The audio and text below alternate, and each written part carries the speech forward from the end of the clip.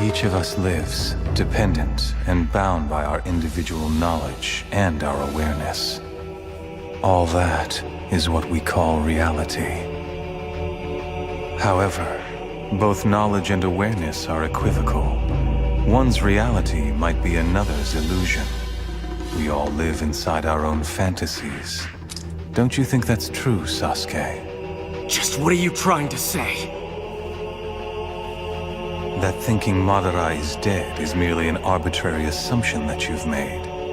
In exactly the same way that you once assumed that I was your kind and gentle older brother.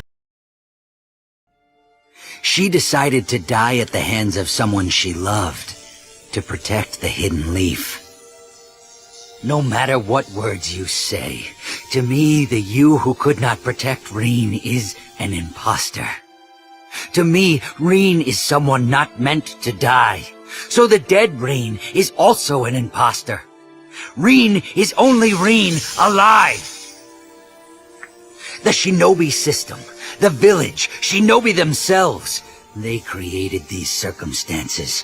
What caused me to despair is this world itself. This counterfeit world! Look at me! There's nothing in my heart. I don't feel pain any longer. There's no need to feel guilty, Kakashi. This hole was opened up by this world of hell.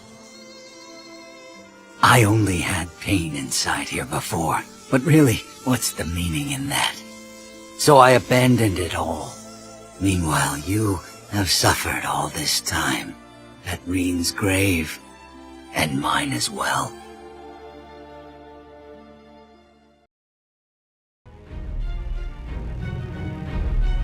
It doesn't matter what you use to justify war.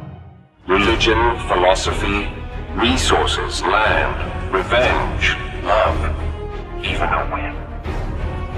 No matter how trivial the motive, they're all worthy causes for war. There will always be war. The reason can be found later.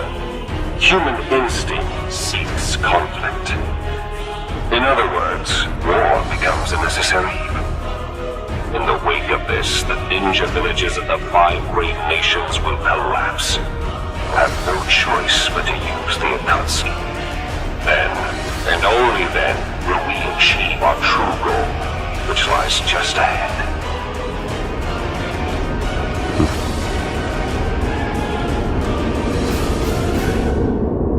World domination.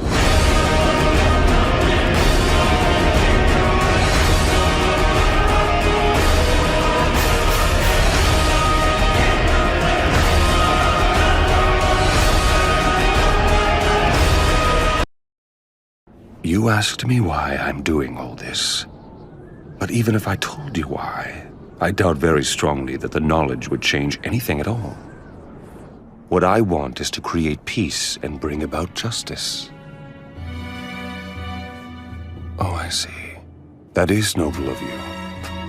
That would be justice. However, what about my family? My friends? My village? They suffer the same fate as this village at the hands of you Hidden Leaf Ninja. How is it fair to let only you people preach about peace and justice? Once, the Land of Fire and the Hidden Leaf had grown too big. To protect their national interests, they forced feudal clans to wage war against each other, and profited from it. Otherwise, the people of the villages would have starved. As it happened, our little nation and its villages became the battlefield where the great nations waged their war. Each time they did, our nation was ravaged and laid to waste. After many such battles, the great nation stabilized, but our smaller nation suffered, and it barely recovered.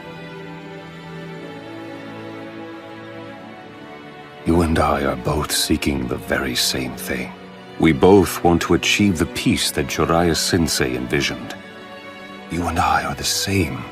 We're both motivated by our desire for peace and justice. The justice that I have delivered against the Leaf Village is no different from what you are trying to do to me. Everyone feels the same pain when losing something dear. You and I have both experienced that pain. You strive for your justice, and I strive for mine. We're both just ordinary men who have been driven to seek vengeance in the name of justice. And if one comes to call vengeance justice, such justice will only breed further vengeance and trigger a vicious cycle of hatred. Right now, we live in such a cycle. I know the past and can foretell our future. It is the same as our history. So we believe that human beings simply cannot understand each other, and they never will. The shinobi world of ours is ruled by hatred, and hatred alone. But you see, that is why I formed the Akatsuki, to break the cycle of hatred. So, Naruto, how would you confront this hatred in order to create peace? I want to know what your answer is.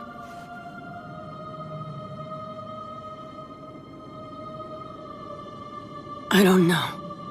I don't have an answer.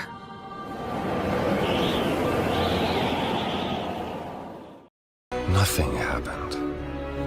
Nothing except for the war. Too many people died in this land. All that pain forced me to grow up. That even innocent, foolish children will grow up in the face of pain. Until their thoughts and beliefs are the same as adults. You are still merely a man. However, I, mired in endless pain, have matured and become much more than a man. Yes, I've grown from a man to a god. And since I'm a god, all my words and thoughts have become absolute.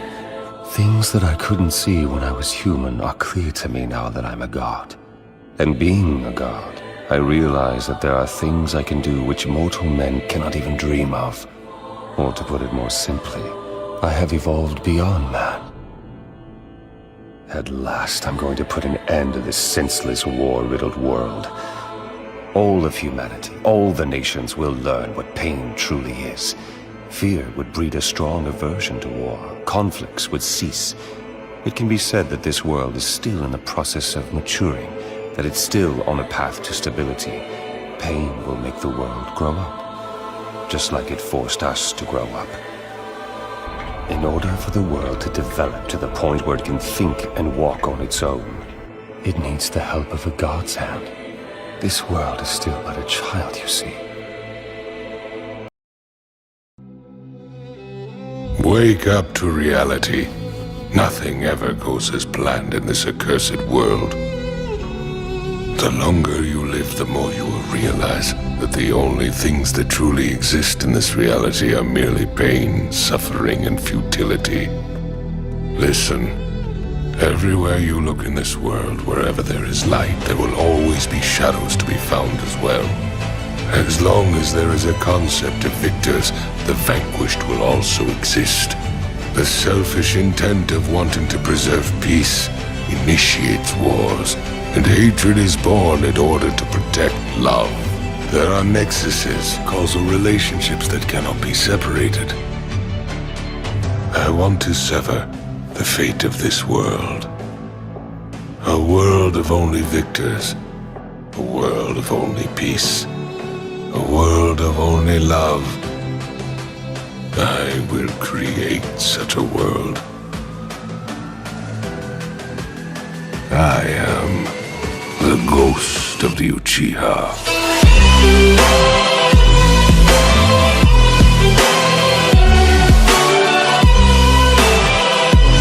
For truly this reality is a hell.